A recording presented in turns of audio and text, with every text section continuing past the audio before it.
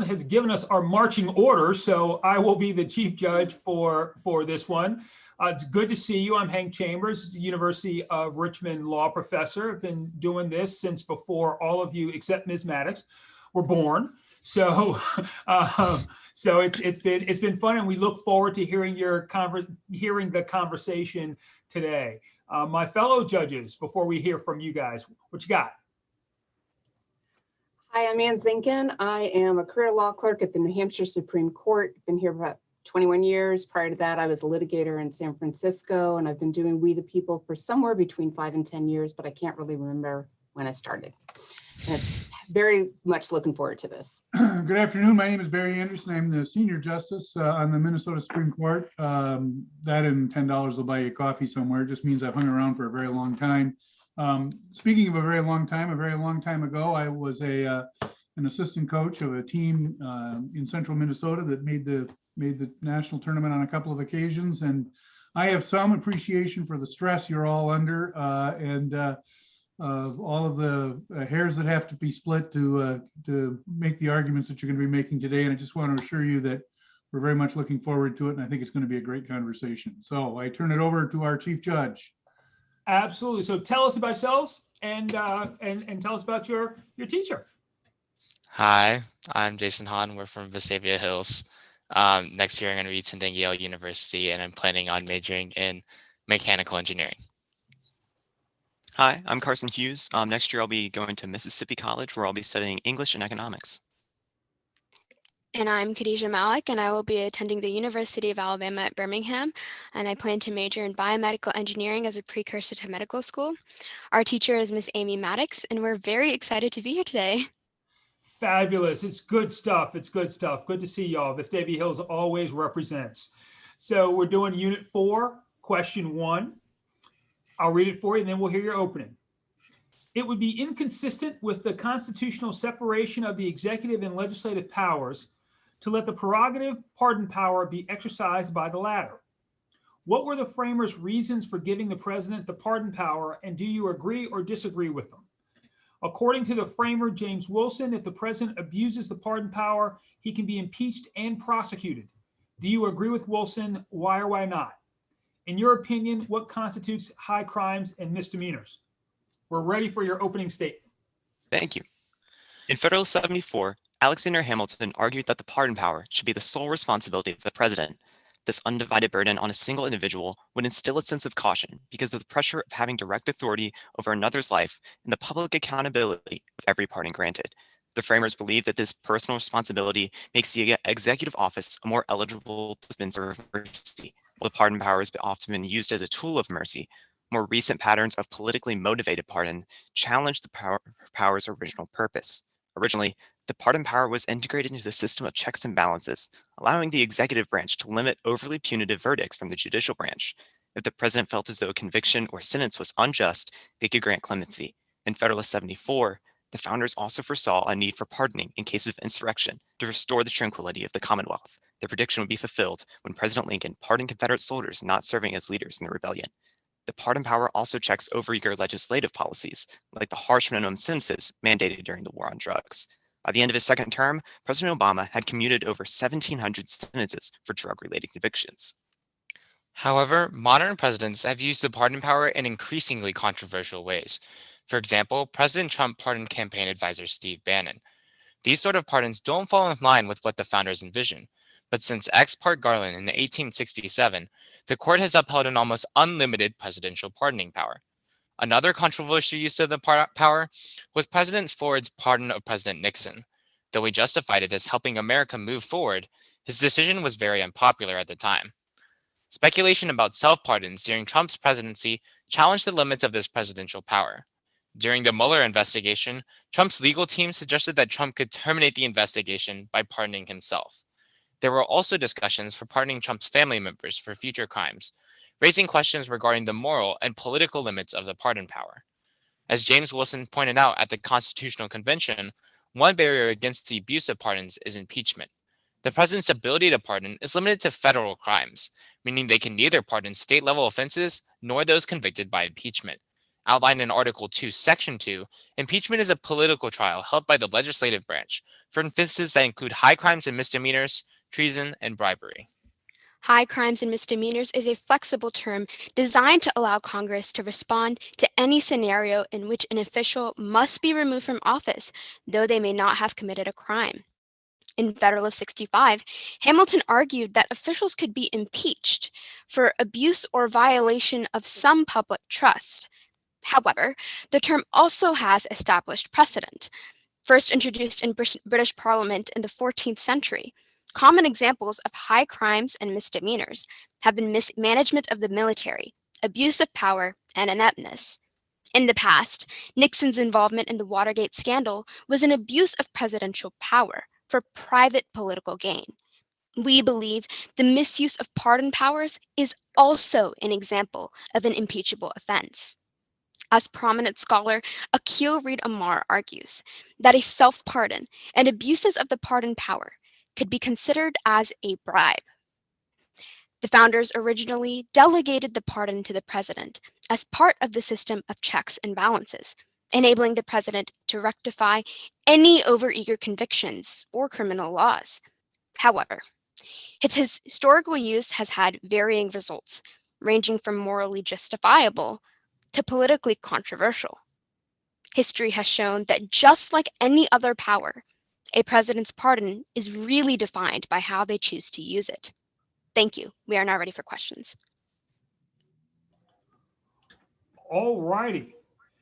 So what is ineptness that should trigger impeachment? Sure. So I think ineptness, to me at least, it looks like something like in the second form of Trump's impeachment, where he, failed to uphold a standard where he was able to call off the storming of the Capitol. He did discourage it to a degree, but not to the degree that I think I would personally like to see. And in that way, he was politically inept. And I think at that point, maybe we should have seen impeachment there. Okay, so is bad behavior alone sufficient for impeachment? Or just doing a lousy job as president, is that sufficient for impeachment? Well, like the Constitution states, high crimes and misdemeanors is a largely flexible term. It does not have to just be bad behavior. Essentially, it can be whatever Congress wants it to be, since it's George Mason was actually one of the founders who was angry with the previous constraints they had with it just being treason and bribery. So they broadened the definition to be high crimes and misdemeanors. We can look back to the impeachment of President Andrew Johnson, where the 10th count of impeachment in the articles of impeachment was actually he was addressing Congress in a harsh way and talking about them in a bad manner. And then other instances in history, such as the impeachment of judges for accepting salaries from Great Britain, and rather than the own state's salary, that those also serve as examples of like high crimes and misdemeanors can be pretty much anything that fits into the constraints of the time period and whatever Congress sees it fit. Is that okay? I personally believe that the example of Andrew Johnson that I brought up, that is an example that I don't personally agree with. And I think that there are a lot of examples throughout history where we can see that. But I think for the large part, a lot of the impeachments that have been made have been very reasonable with their definition of high crimes and misdemeanors. I think we have to look at the original intention behind adding this sort of term to the Constitution in the first place, and that the founders knew that it would be necessary for Congress to have the ability to potentially remove a public official, even though they hadn't necessarily committed a crime, which is why we have this term high crimes and misdemeanors, to open up this other avenue, because we understand that public officials need to have a certain level of morality, a certain level of ability to serve in that public office. Gotcha. Justice Anderson, what you got? Let me ask a question about this bribery point that you brought up with Professor Amar. I think we could all agree that if somebody delivers a cash full of money to the president and gets a pardon, that seems to look like a high crime or misdemeanor. But how far away do we have to get from that before we have a problem? Say, for example, somebody who makes a contribution to a same political party as the president, but independent of this, the president thinks that that person was improperly convicted of a crime. Is that bribery? How do we define bribery? Yeah, so Akil Damar actually uses a very, in my opinion, a very liberal definition of bribery. So the way that he describes it, he talks about the self-pardon. And what he says there is that the crime is the exact same as the exchange that is being made. So a self-pardon, you are committing a crime and pardoning yourself, but you are also freeing yourself. So it's the reward and the crime in the same situation. So yeah, a bribe, if we're looking at Amar's interpretation, it can be very broad like that. But that we don't even have to use that definition if you're asking me to rule that self-pardons are not be allowed. I would argue that a self-pardon is just inherently antithetical to the ideas of the Constitution because it goes against the rule of law. What about a pardon, though, of not a self-pardon, but a pardon of someone who's a financial contributor to a political party or an institution that is a foundation that is, somehow associated with the president? Is that a bribery? Is that potentially a high crime and misdemeanor? I think for that, I think we can look sort of to the time frame of that monetary donation, and that if the sort of person in mind is sort of had a pattern of that donation, I think we could consider that to just be a part of their history. But I think that that sort of has to be a case by case example where it's down to Congress, where it's down to public information to make sure to decide whether it's a bribe. And that's why impeachment is designated to Congress in the first place, is to give them that power and that discretion. Judge Zinkin, it's yours. So I'm wondering why the framers, if they were so concerned about having a monarchy in the states, why they would give this relatively unlimited pardon power to one individual. Sort of, I'm wondering how that sort of furthered. I think that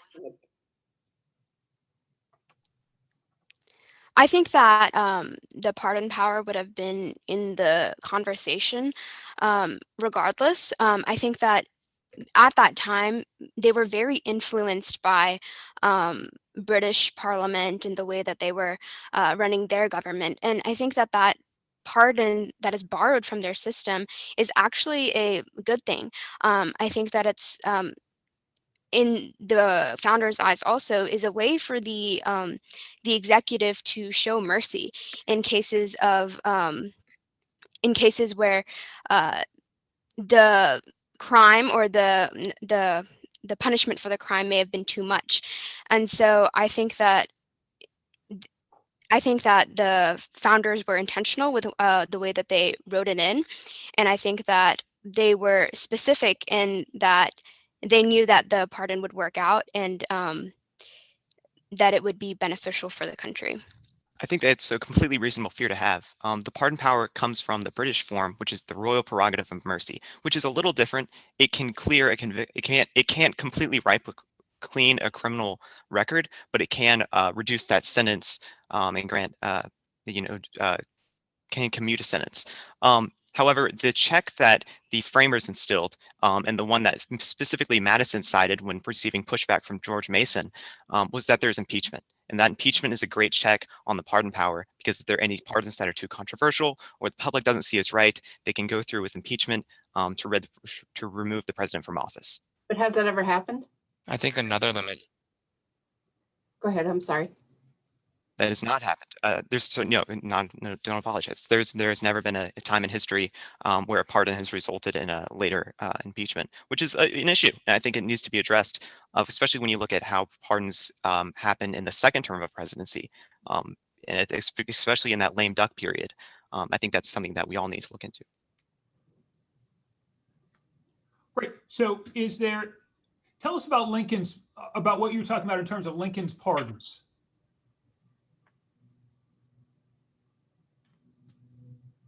Could you elaborate, like just in general, or?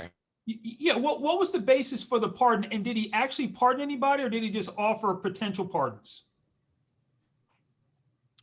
Can we finish our thought? Basically, the whole goal of these pardons was to try and unify the Union again. So offering these pardons to Confederate soldiers who were agreeing to work with the Union would allow for the government to get started again and to allow for the South to represent themselves once more, but in a way that would move the nation forward instead of backward. Okay. Thank you. Thank you. Good deal. Good deal. Comments?